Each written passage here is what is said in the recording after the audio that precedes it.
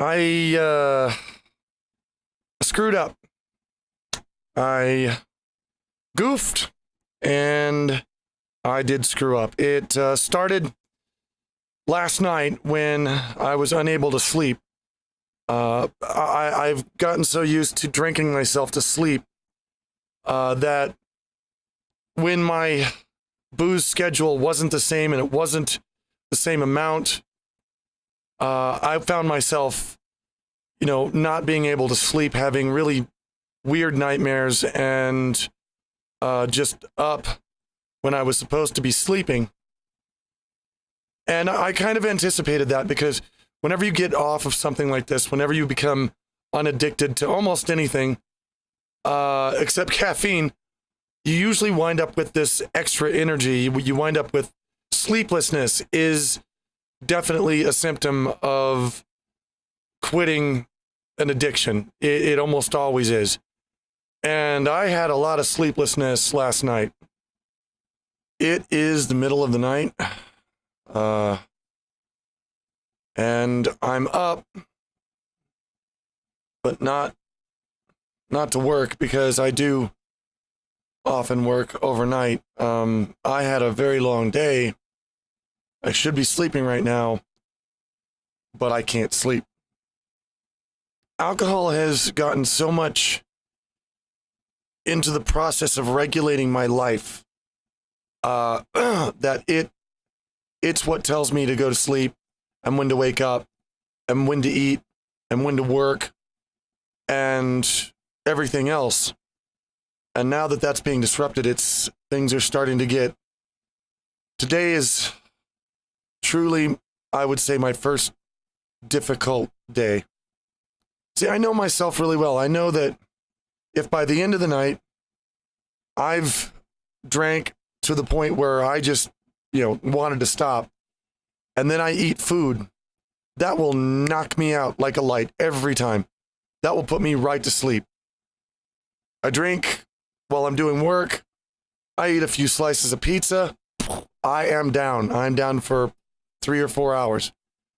But tonight, two things happened.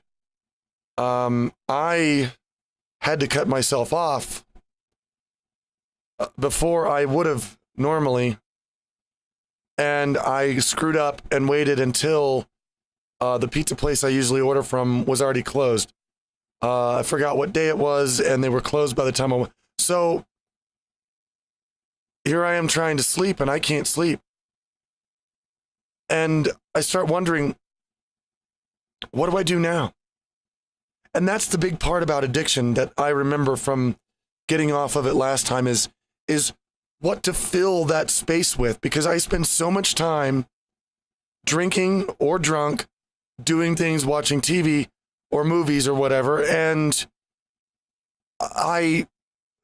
you get this feeling when you're quitting something like this that what do I do instead?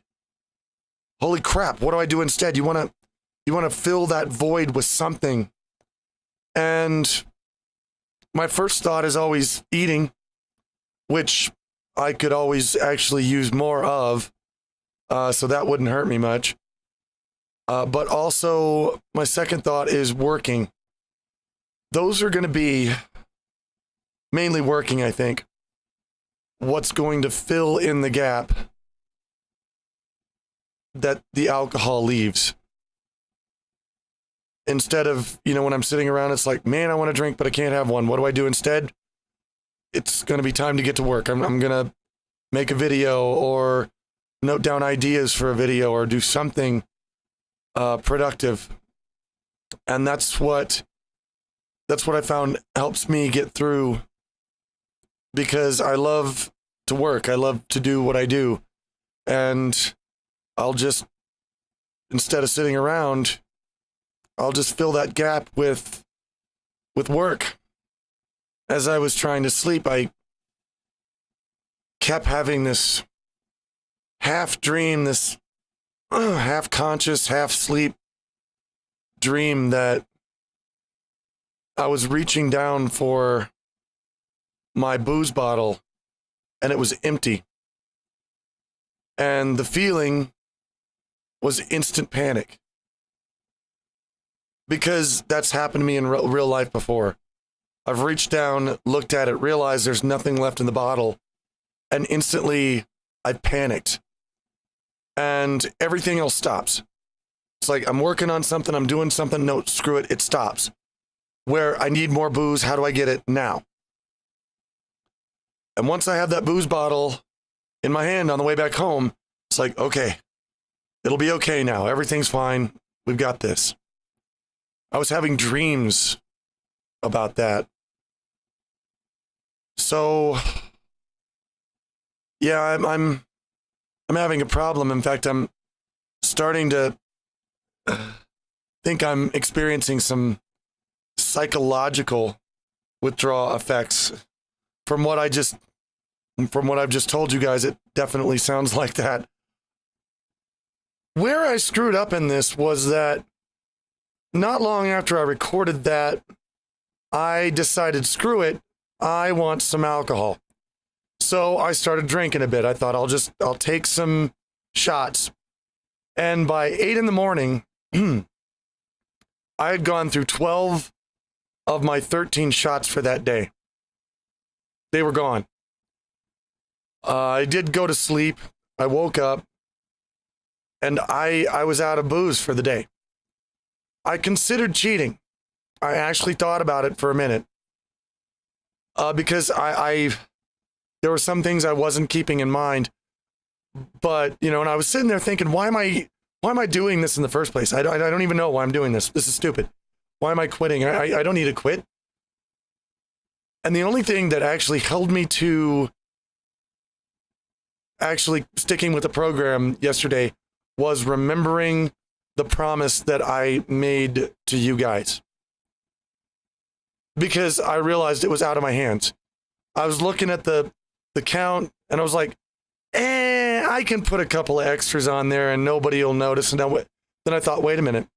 I don't have a choice in this. I promised. And I keep my promises. So, nope. I'm not going to do it. And at this point, I've not had any alcohol in more than 12 hours. And I know that sounds kind of pitiful. Like oh God, a lot of people out there, Jesus, I'll go a month without booze. For me, 12 hours without alcohol, I actually feel accomplished. I feel like I've really made a step forward. And the funny thing was that I sat down at about 10 p.m. and I hadn't had any booze all day because I burned it up all early in the morning. And I thought, well, I can do that 13th shot now. And then I thought, wait a minute. Why just meet expectations? Why not exceed them? Because that's the whole point of this is I'm wanting to exceed. I'm wanting to get better. I'm wanting to go above and beyond for all of you guys. So I thought I'm going to do that right now. And even though I had one more shot, I said, fuck you, shot, and I didn't drink it. So I actually cut down my shots by 2 yesterday instead of by 1. Tomorrow I'm still going to keep the limit at 12, which is what I did today as well. But I did it. I went more than 12 hours without a shot, and then willingly, for no reason at all, didn't accept my last one. Parts of today I noticed definitely, I felt that clarity sliding back in a little bit from time to time, here and there. I felt that, I felt like I was getting a grasp on my brain again, like I could get a grasp on my thoughts. I wasn't searching for words around in my head. And I noticed something from yesterday's vlog that I want to point out to you right here, because this is really interesting. This first bit here is what I actually recorded when we sat down to the restaurant for the first time. And I started recording a little intro about, where we are and what we were doing. But I only got a few seconds into it before a waitress came over and interrupted us, or interrupted the vlog. So I just kind of cut it off and I started over because it was only a few seconds. So I thought, well, I'll just start that over and we'll go from there. But if you'll notice, the first time that I introduce where we are, I forget the word steakhouse. We are at a place called the Cowboy Star Steakhouse. Now here's the second one. And this is, mind you, only after maybe 20 seconds. So we are here at a place called Cowboy Star Steakhouse, and it's really awesome. So there it was. That was me grabbing for the word steakhouse. I couldn't find it. And then 20 seconds later, I couldn't find it again. That's the kind of crap I want over with in my head. And today I felt that slipping out a little bit. I felt reality slipping back in. I noticed I'm a lot less, the room spinning sensation, it's a lot less today. I am noticing that. But I'm also noticing I am having other symptoms, sleeplessness. I'm having heart palpitations a lot more, which I expected that as well. That happens just to anyone, not just somebody with a heart problem, but anyone who drinks will have heart palpitations the next day. It's part of a hangover. So I definitely feel like I am making progress. I can feel it. I can feel, and I can actually kind of feel my voice coming back, which would make me very happy if my voice could come back to full. I mean, if it is booze that's been tearing my voice up this whole time, then I'm really going to be kicking myself for not doing this earlier. So at this point, I am feeling progress. I am feeling something. I'm feeling a difference. It's definitely making a difference. I can tell at this point. And I want anybody out there to know, if you're an addict of something and you're trying to quit, you want to quit, and even some people are quitting with me right now. If you think that nobody thinks you're valuable, I do. I consider each and every human being to be like a book, a story, a collection of experiences that will never happen again. It's unique. The things that you have gone through in your life, in the order that you've gone through them, and the things that you felt about those things and said and done, even in the trillions and trillions of people that have been alive, will never happen again and has never happened before. That combination of things is absolutely, totally unique. That makes you valuable to me. You know, I mentioned before that I think it ought to be a rule, it ought to be a law, that everyone capable of doing so should write an autobiography. Because every person is a unique set of experiences. Every person is a story. And that makes you, no matter who you are, it makes you valuable to me.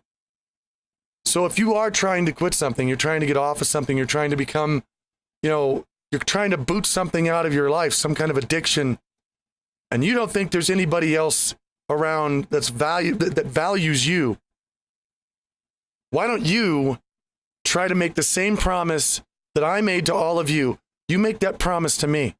You promise me that you're going to quit. And I will hold you to it. And I think in that way we could help each other a lot. So guys, this is me signing off for the day. Tomorrow's a new one, and we'll see what comes.